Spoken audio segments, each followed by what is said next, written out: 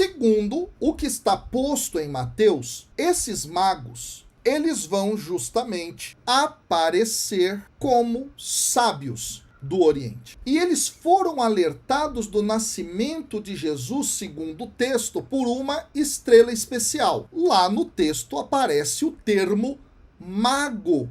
Mas afinal de contas, o que é mago? Já que o texto bíblico no Antigo Testamento, lá em Deuteronômio, por exemplo, capítulo 18, versículo 10, condena a magia. Por que aparece no texto mago aqui? O termo magos, em grego, ele pode designar um homem sábio, por isso algumas traduções, para evitar a confusão, usam homens sábios. Mas também a palavra magos, em grego, significa propriamente mago ou mágico.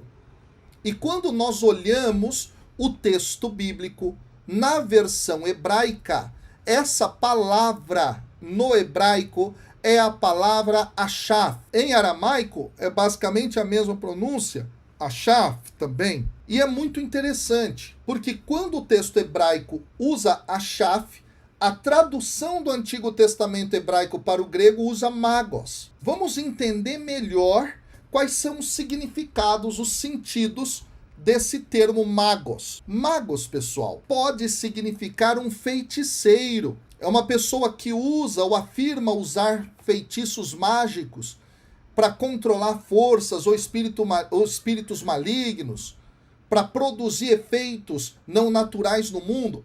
Esse é um sentido da palavra magos. E nesse sentido, Atos dos Apóstolos, capítulo 13, versículo 6, utiliza a palavra magon, no caso aqui o termo mago, colocado no acusativo grego, magon, e é o texto no qual há um alerta a respeito, justamente, pessoal, de um pseudo-profeta, que lá no capítulo 13, versículo 8, vai ser chamado de Elimas, o mago. Então é muito interessante sabermos disso. Esse sentido de feiticeiro, não é? Esse sentido de uso de forças ocultas, etc., ele também é usado dentro da Sagrada Escritura. Um outro sentido é entender mago como qualquer pessoa que no mundo pagão é respeitada pelo seu conhecimento nas artes, e algumas vezes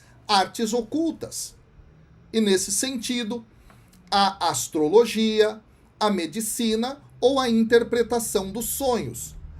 Bom, no texto de Mateus, no capítulo 2, a partir do versículo 1, esse termo vai aparecer justamente no versículo 1 como magoi, depois no 2:7 magos, no 16 magon e de novo no 16 magon de novo. Parece que o texto de Mateus está evocando muito mais esta ideia de homens sábios, respeitados no horizonte da religião que vigorava, não é, na região deles. Heródoto, o grande historiador grego, ele usou o termo magoi também. E ele utilizou justamente para descrever uma classe de sacerdotes entre os antigos medos e persas, ou seja,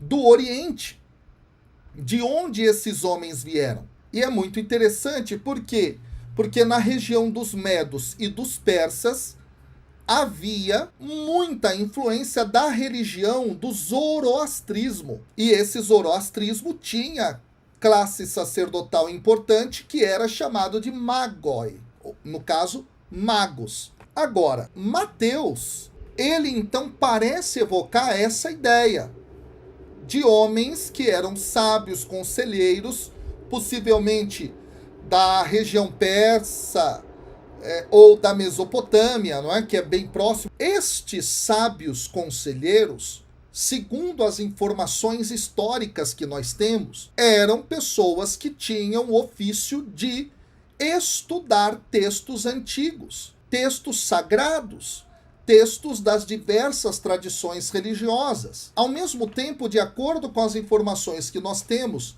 esses tais magoi, eles eram pessoas versadas em estudo de planetas, de estrelas, e eles as entendiam no seu movimento como mensagens divinas dadas à humanidade.